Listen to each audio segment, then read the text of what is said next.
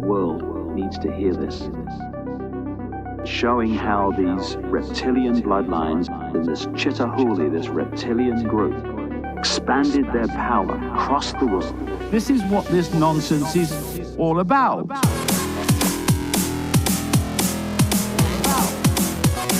There are lies. There are big lies.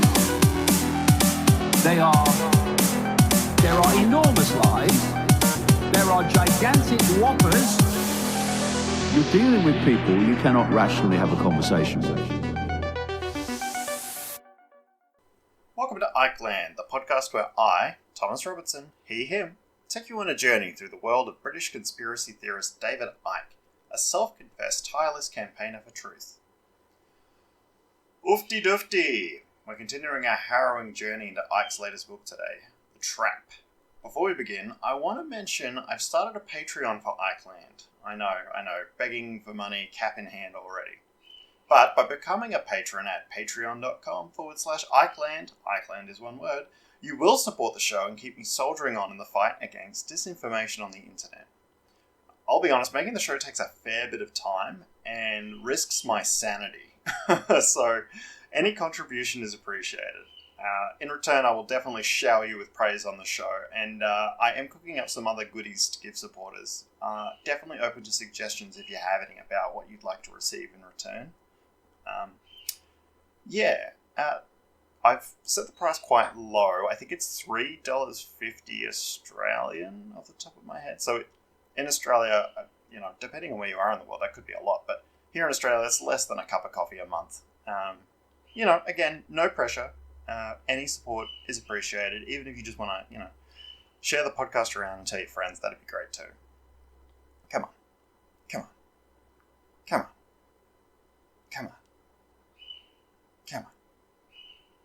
Gotta feed that bird you can hear in the background. Alright, on with the show.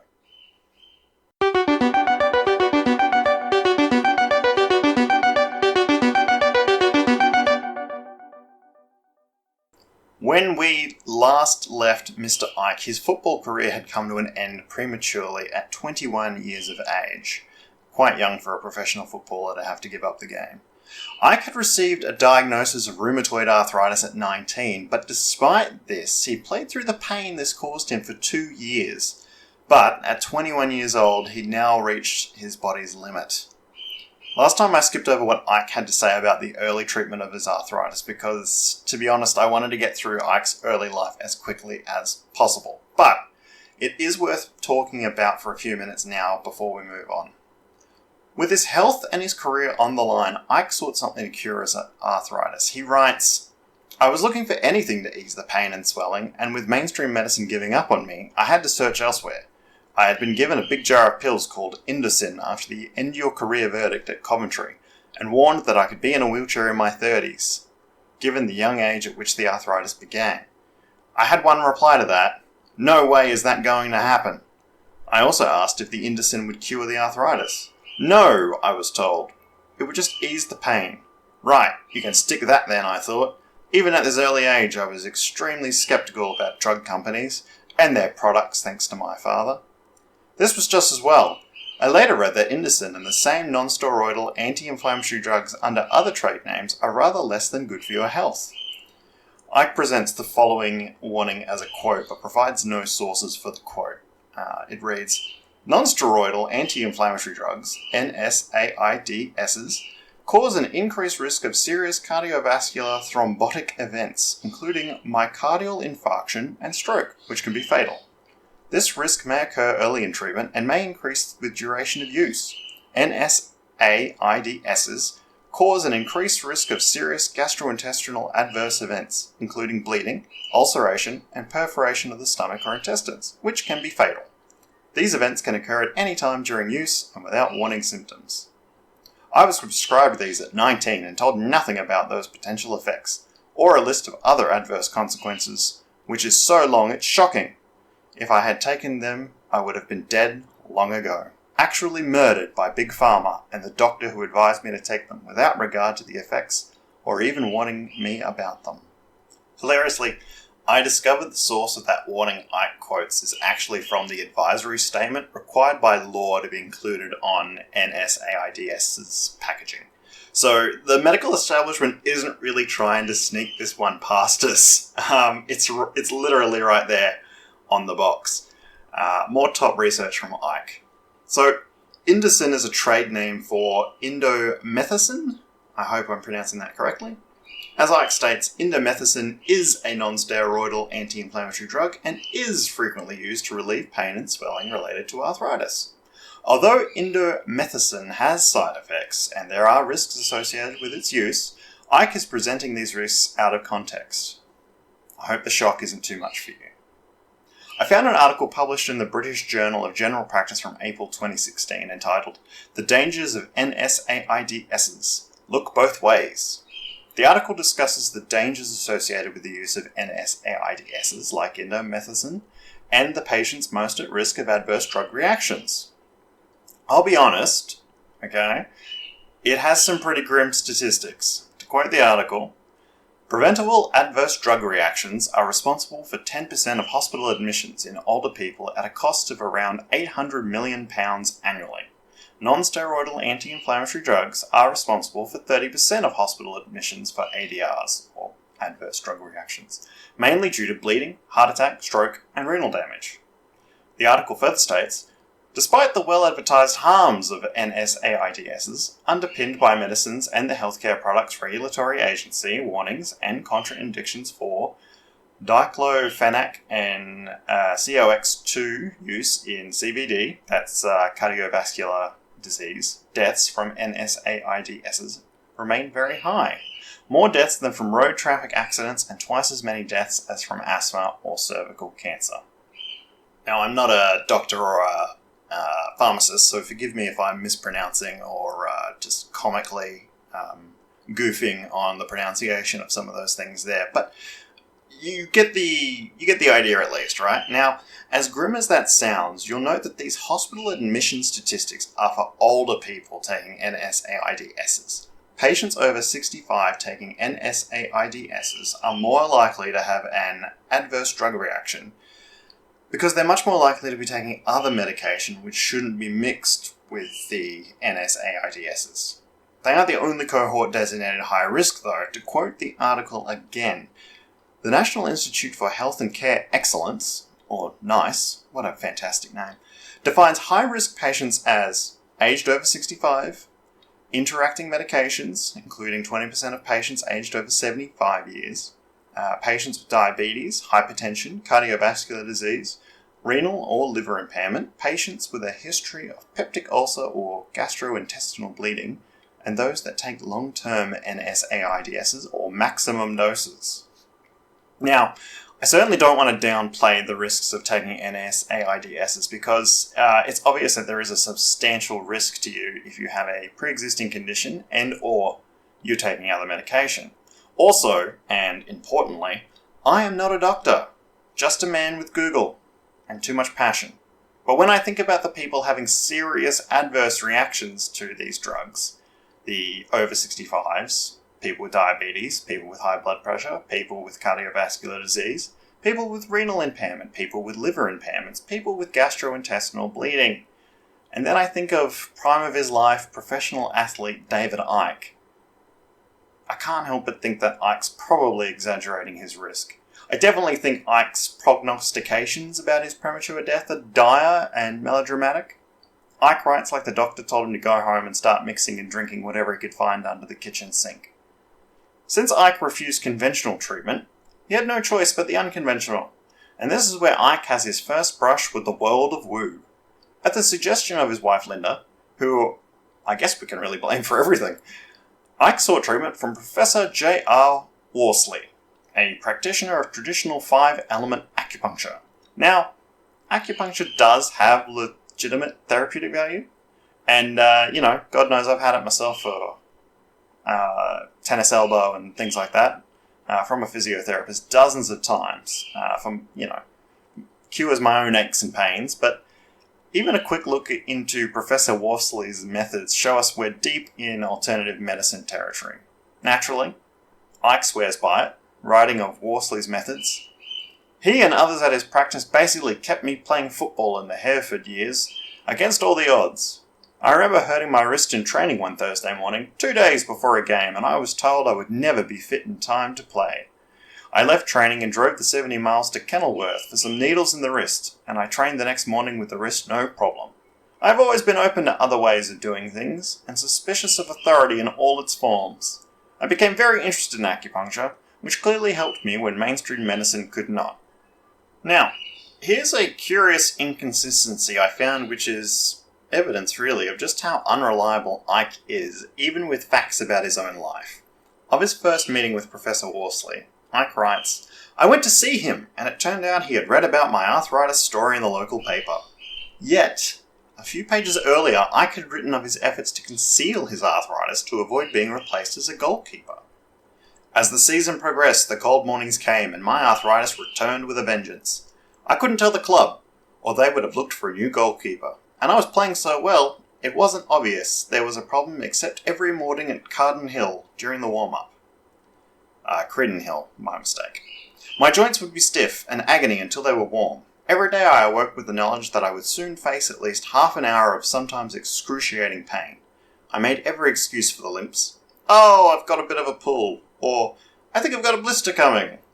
It was always the same cause, the arthritis in my knees, both by now, and my ankles. There's always something wrong with you, Icke, other players would say, and I would laugh while thinking, if only you knew. Yes, if only they knew indeed.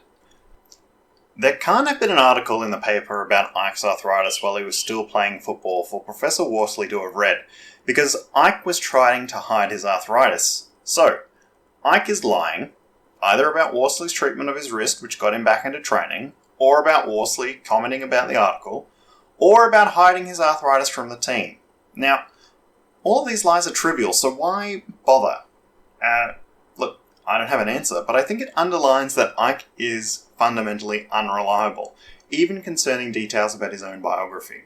What he does have to say about himself, we have to take with a grain of salt, just as much, if not more so, than we do with his claims about, reptilian overlords or far-reaching international conspiracies.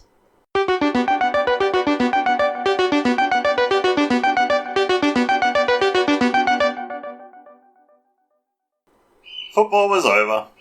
So what next? I'm glad you asked. Like many a retiring athlete before and since, Icke heard the siren call of journalism.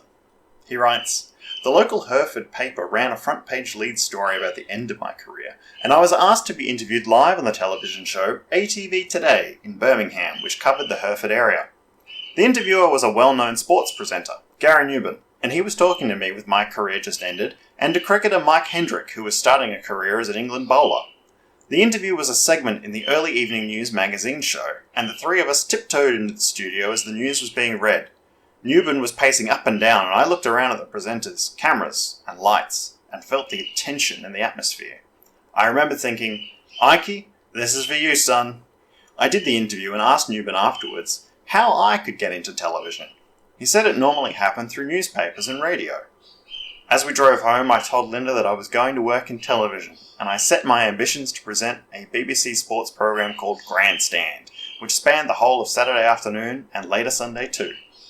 The two main hosts were Frank Bowe and David Coleman, and I'd first watched Coleman present the show as a kid in the late 1950s.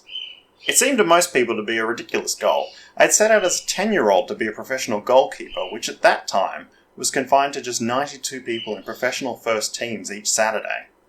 Now I wanted to present a TV show that only a handful of people ever did in its entire run between 1958 and 2007. With that, Icke decided that his destiny lay in TV, specifically hosting Grandstand on the BBC. I suppose being a TV presenter isn't too dissimilar from being a professional athlete. Both are high-pressure positions in the public eye, after all. I'd be interested to hear Icke expand on what it was about TV that captured his interest. Maybe it's as simple as Icke being drawn to positions where he's the subject of a lot of attention. I don't know, but athlete, TV presenter, controversial conspiracy theorist, Icke is apparently drawn to careers which keep him in the public eye. If you did want to draw attention to yourself, claiming to possess special knowledge that no one else possesses about life's big questions is a strategy which has proven successful, as many a cult leader or guru have proven over and over. Icke's motivations are elusive, and we can only speculate about his reasons for pursuing a career in TV. He only offers one other tidbit about his attraction to journalism, and it isn't any more enlightening.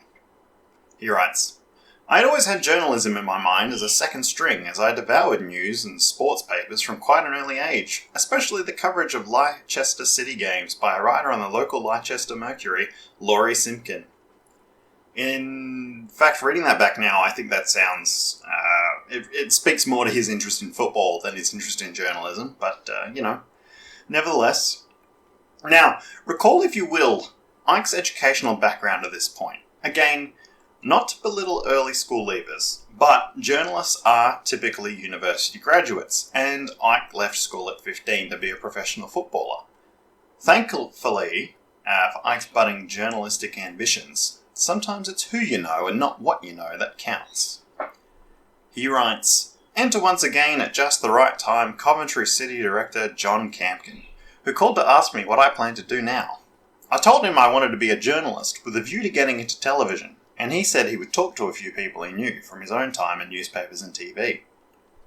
John Campkin came back to me with an offer from an old friend of his on the London Daily Mail, who was head of a journalism college in Harlow, Essex, to which newspapers in the Midlands and the south of England sent their young journalists to be trained. His name was Bill Hicks, namesake of the brilliant and spiritually profound American comedian, and he said that if I came down and passed the entrance exam for acceptance into his college, he would recommend me to all the newspapers he worked with. I did pass, and he kept his word. Only 2 papers responded, the Kent Messenger and, more synchronicity, the Leicester Advertiser, which was part of the Leicester Mercury group. The lack of interest was twofold.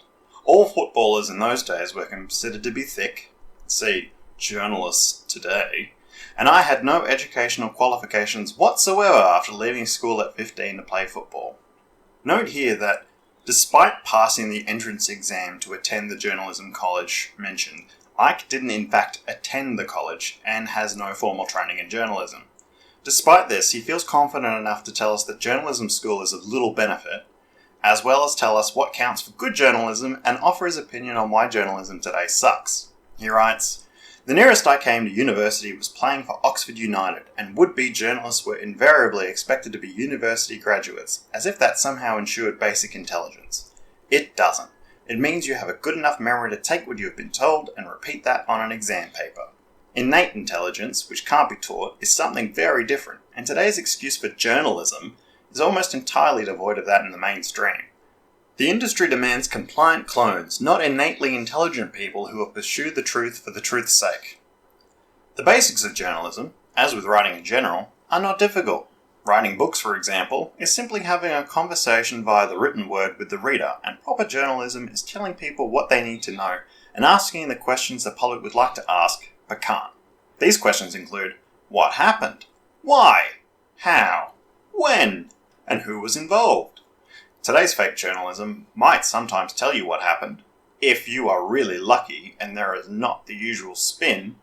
What it does not tell you is why it happened in terms of the real context and implications.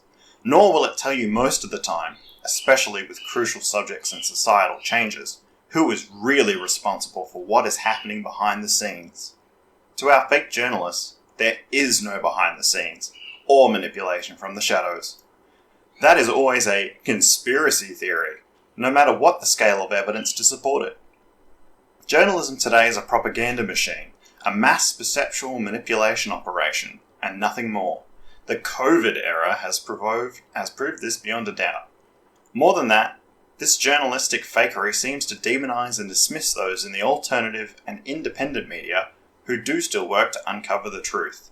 How the fakes sleep at night is beyond me, although given their lack of integrity and self-awareness, I suspect, like a baby, would be the answer. You may expect, as I did, that Icke may begin to defend himself at this point and his past as a journalist. After all, aren't journalists merely the propagandists of the cult, agents of disinformation, feeding us the cult-approved lies to keep us compliant? Surely Icke realises his past involvement with the major cult propaganda outlets like the BBC would tarnish his reputation as a truth-teller. If you care to look, don't, but if you cared to, You can find comments online accusing Icke of being controlled opposition, that is to say, owned by the conspiracy and part of their propaganda machine.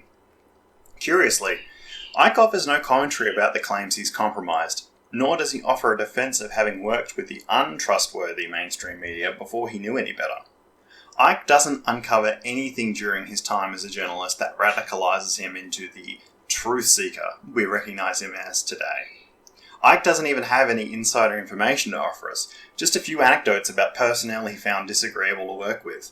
Don't get me wrong, he bashes journalism as an industry, but we never get anything really juicy.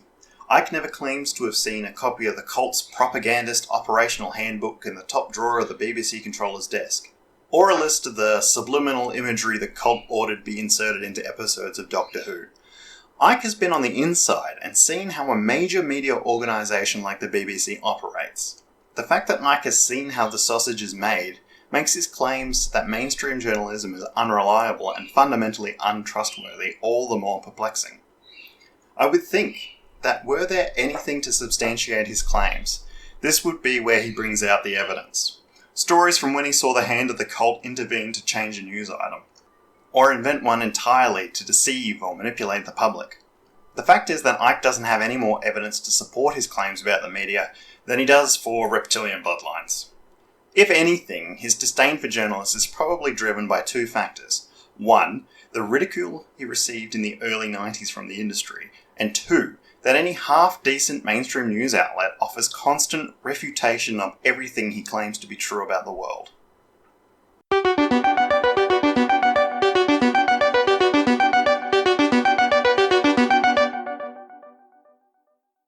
Despite Icke's current misgivings about the field, in 1983 Icke was determined to break into journalism. His first job with the Leicester Advertiser may not have been a glamorous start, but it was a start nonetheless. The Leicester Advertiser offered me the job on the basis that no one else wanted it. The paper covered every area of Leicester where hardly anyone lived. All the urban areas had their own paper, and the Advertiser covered everywhere else. There were more sheep on my patch than people. I would go to village stores, post offices, and the local vicar to find news to report. Oh, you've got a bring and buy sale? There's a concert at the village hall? Quick, hold the front page. We had a 3-day working week in Britain soon after I started to preserve coal stocks in response to a miners' strike. I attended a village parish council meeting in which the main hall was closed, and everyone sat around a gas fire in the tiny kitchen discussing village happenings. A few months earlier I had run into my goal at Hereford United with the crowd chanting my name, and now I was sitting in a village hall kitchen listening to discussions about street lamps. Icke played to his strengths and used his football background to his advantage to break out of print and into radio. I began to do radio reports of Leicester City matches on Saturdays for a local news agency owned by a real character, Roland Orton. Pretty soon he offered me a job at his office on the same floor as BBC Radio Leicester. My close proximity and football background led me to becoming their Leicester City match reporter, my first work, albeit minor, with the BBC. It wasn't long before Icke was working full-time in radio for BRMB Birmingham. Icke spent 2 years there altogether, learning and honing his broadcasting skills. During this time, Icke briefly took a job with one of his former football managers at Coventry City, before returning to broadcasting. Icke spent 8 weeks of a 2-year contract in Saudi Arabia, working with Saudi footballers. Icke doesn't offer a lot of details, only that they were hired in Saudi Arabia to improve football there. Icke returned home into broadcasting after finding both Saudi Arabia and being away from his young family not to his liking, which, fair enough. A year later, Icke took a job as a regional journalist at the BBC on a show called Midlands Today. He was inching closer to his dream of presenting Grandstand, and with one foot in the door, he used his new BBC press pass to attend a broadcast of Grandstand go out from London. One thing I can't accuse Icke of is being lazy. Of his time at Midlands Today, he writes, "The term regional journalist was defined in the job description as writing news scripts with occasional appearances and vision. I thought, sod that, I was not going to be that close to my goal of television and sit in the background." Icke quickly worked out how to maximise his opportunities to appear on television. I noticed that when the designated reporters had been sent out on diary jobs in the morning, events we knew which were happening, Any news story that broke would have to be covered by one of the group of regional journalists. I also noticed that these stories would often come to our attention during the lunch break, and I began taking sandwiches and sitting in the newsroom on my own while everyone else headed for the BBC bar. Day after day, the producer would put his head round the door to find me alone in the newsroom. "David, grab a crew, there's a story to cover." Very soon, occasional appearances in Vision became on the program every night, and I was redesignated to be a full-time reporter. Icke stayed with Midlands Today for 2 years before the BBC offered him a gig presenting sport for Newsnight. Based in London, Newsnight went out nationally. Icke would be in the national spotlight for the first time. Unfortunately, not the last time. With Newsstand under his belt, Icke was finally able to achieve the dream, first of appearing on Grandstand, and then hosting it. Within a few months of moving from regional television to Newsnight, where national TV producers could see me, I had a call in the Newsnight office. "Hello, David. This is Martin Hopkins at Grandstand." My mouth went dry. Grandstand! At the end of the show, as the football results came in at 5:45 and the audience was at its peak, there was a spot when a presenter named Tony Gubber would round out all the games not covered by reporters from the grounds and go through the new league positions as they were after the day's results. Martin Hopkins, a long-time Grandstand stalwart, said Gubber would be away for 2 weeks soon, and would I be interested in filling in? It took me 0.1 of a second to say yes. What started as a temporary fill-in soon became a permanent gig for Icke on Grandstand. Icke's star continued to rise. My full-time arrival at BBC Sport coincided with the 1982 Commonwealth Games in Brisbane, when virtually every presenter and reporter headed for Australia. Hey, that's where I live. And the few of us left behind had to host all the UK-based shows. Suddenly, almost in an instant, I was all over national TV as part of the early morning Commonwealth Games programs. Then, grabbed a few hours sleep before presenting the primetime Horse of the Year show from Wembley Arena in the evening while knowing absolutely nothing about horses.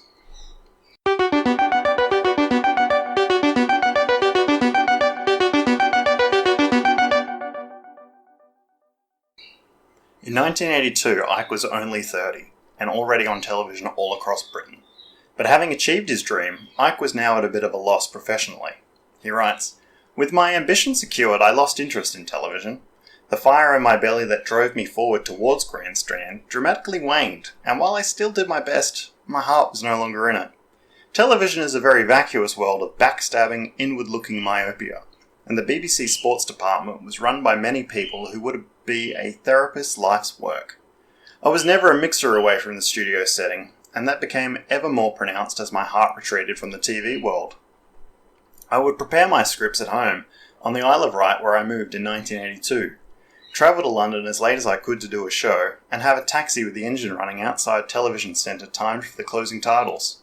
I was on the train home at London's Waterloo railway station before the rest of the crew were in the BBC bar.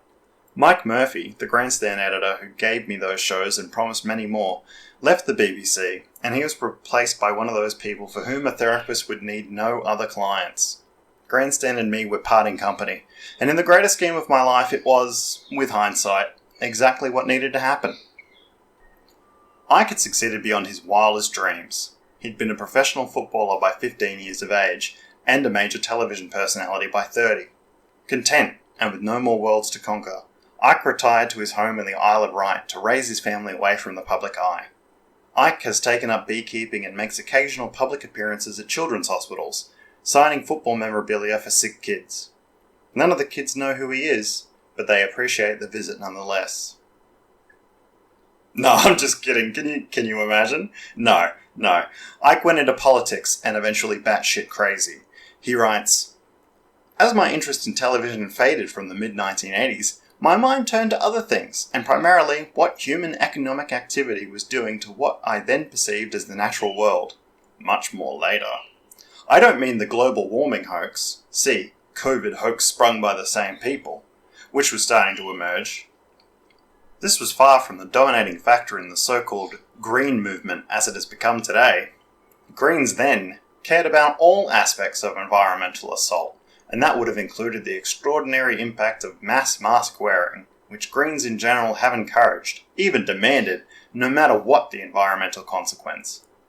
My concerns involved the way beautiful landscapes were being destroyed by inappropriate building, and how the environment was being deluged by pollution at all levels. Air, food, water, the lot. My interest began in the Isle of Wight, when I saw landscapes and unique urban and village areas destroyed by buildings that a child could have designed, and in no way sympathetic to what was already there.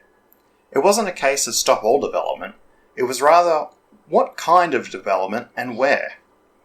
I came to realise that those decisions were being made by a network of Freemasons and Satanists on the island, collectively referred to as the Island Mafia, which controlled the local councils, a single council today, and in particular, the planning department that had the major say in what was built or not. In other words, who could make fantastic profits from developments that the council sanctioned? When you can vastly increase the value of land by giving planning permission for development, corruption will always be rife. The Isle of Wight is awash with it. The island is still wildly beautiful despite the best efforts of the mafia, but it has a very dark and satanic underbelly, which understandably has contempt for me. I take that as an honour and a compliment. I helped to create Island Watch, an organisation pledged to campaign against inappropriate development and the corruption involved. It was now that I began to appreciate the influence of Freemasons and other secret societies as I realised the decisions the council apparently made in public in the evening were actually being decided at the Freemasons' lodge in the afternoon. Public debate was therefore a farce.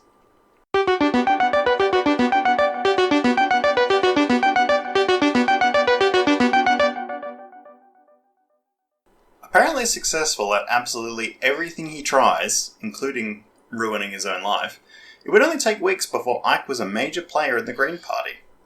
He writes, I wrote to the head office to ask if they had a contact on the Isle of Wight, and they replied that there was no Green Party on the island, which I knew, and not even a contact.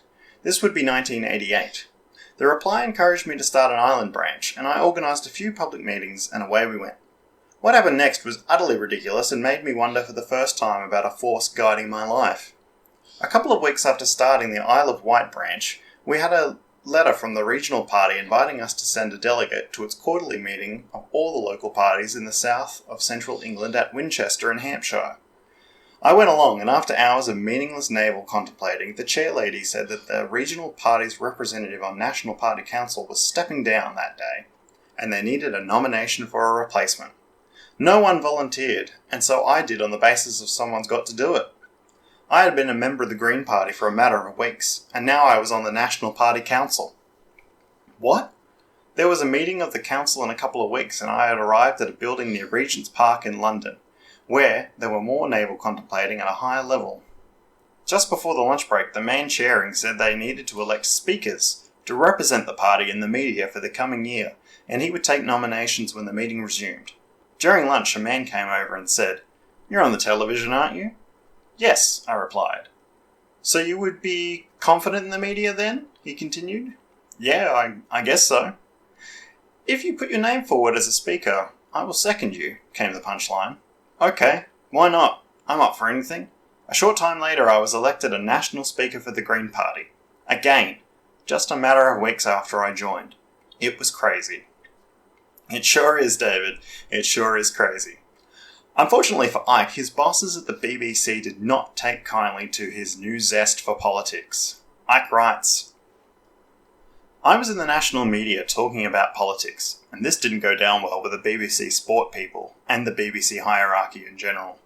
Apparently there was a conflict between presenting sport and saying the economic system was destroying the environment. I can understand if I was reporting news, but I hadn't done that since I joined Newsnight in 1980. Despite Icke's obliviousness or reluctance to acknowledge it, the sports presenter being a national spokesperson for a political party is likely to raise questions about the BBC's impartiality. Even the perception of bias towards one political party over another would be unacceptable. Icke is entitled to his political opinions, as anyone is. But Icke presenting for the BBC could be seen as implicit endorsement of his political opinions, or the Green Party. I can't imagine that this wasn't raised with him by his boss at some point or other. I also think a news organisation having concerns about one of their presenters being the subject of the news is totally justified. This was the beginning of the end for Icke's media career. The BBC were slowly untangling themselves from Icke. The final nail in the coffin would be an act of civil disobedience, when Icke became too controversial for the BBC to renew his contract. The crunch came when I refused to pay the poll tax, or community charge, introduced by Prime Minister Margaret Thatcher in 1989, and another remarkable series of synchronistic events followed. The tax in effect had people on small and large incomes paying the same, which was obviously unfair, and a large number of people refused to pay in protest. The first court cases for non-payers could have been held anywhere in Britain, and yet it happened in the small town of Newport on the Isle of Wight, where my case was to be heard. The hearings attracted national and wider world attention. I arrived on the bus from Ryde with Linda to find an extraordinary number of photographers surrounding me and moving in unison like a single entity. There were so many appearing in court that day that they were processing 6 to 8 at a time instead of one. It came to my turn, and in the line with me was a young chap I had seen at a number of protest meetings. He was very forensic in studying the rules and regulations. As the magistrates were going through what they believed was another group to rubber stamp, he put his hand up and asked to speak. He asked the magistrates when the prosecution summonses to court were sent out to people, and how that compared with the time between non-payment and a summons being issued as dictated by the law. The magistrates consulted with the court clerk. The atmosphere around them, and their demeanour, visibly changed. They announced an adjournment. When they returned, they said that all the summonses to the court that day had been sent out too early, and therefore all the prosecutions delivered were invalid. Everyone was free to go. I put up my hand and pointed out that those summoned to court that day had lost a day's pay, plus their travel costs, and they needed to be reimbursed. The magistrates agreed, and I would eventually receive my £2.50 bus fare. Margaret Thatcher's poll tax never recovered from that humiliation. At the first legal hurdle, nor did she. The tax would be replaced, and so would Thatcher the following year when her own party conspired to remove her. The next day I had a meeting scheduled at Television Centre in London with the head of sport, Jonathan Martin. He was a system man claiming to have socialist tendencies, and I never really trusted him as I did Cliff Morgan. In fact, by then, Cliff was the only one I did trust at the BBC in London. I walked into Martin's office and the morning papers were all over his table with my picture on the front of most of them after the poll tax debacle in Newport the day before. "What I have to say has nothing to do with those," he said, confirming that it was, at least in part.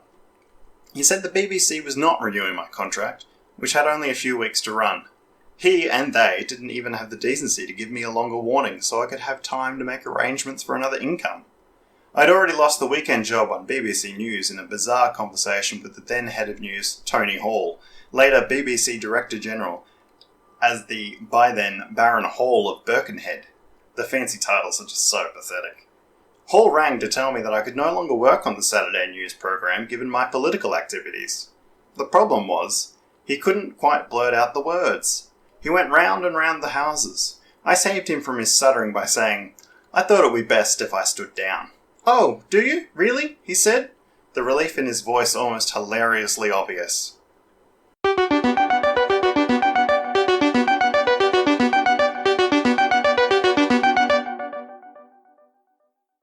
Icke's concern about income aside, Icke's reaction to losing what must have been a very lucrative salary and a position he had worked hard to achieve is surprising. He writes, "So that was it then, the end of my television career. Was I gutted? Nope. I had concerns about how to earn a living, but it wasn't only Baron Hall that was relieved. Relief surged through my body. I was free of the nonsense I had come to loathe, and by then, another life was revealing itself in the most extraordinary way. In the words of Guns N' Roses, where do we go? Where do we go now? Where do we go? Oh, oh, where do we go?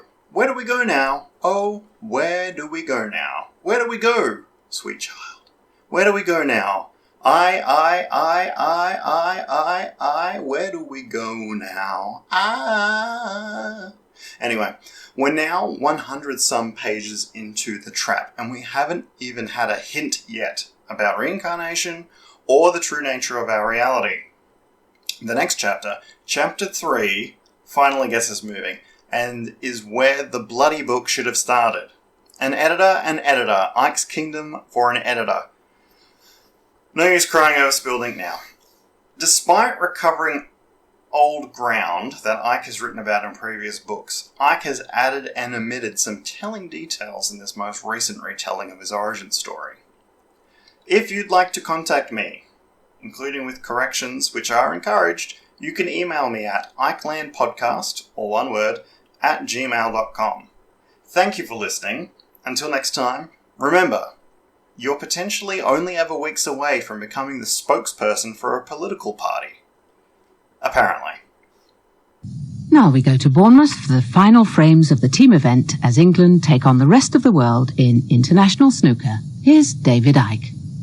Yes, thank you, and welcome to Bournemouth for the last time in the 1989 Facina Windows World Cup. And in this programme, as you've heard, we'll see the final decided between England and the rest of the world. Good final it is too. This was the situation when we left it an hour ago on BBC Two.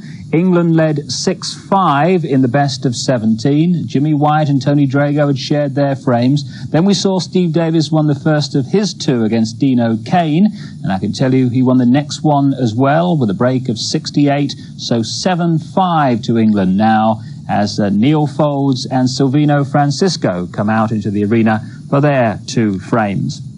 Well, Silvino has been in good form in this final. He took 3 frames off Jimmy White earlier on this afternoon, but is behind in this next frame, which has already been going for 25 minutes. Neil Foulds there leading 58-41. Commentators John Spencer and Jack Carnham.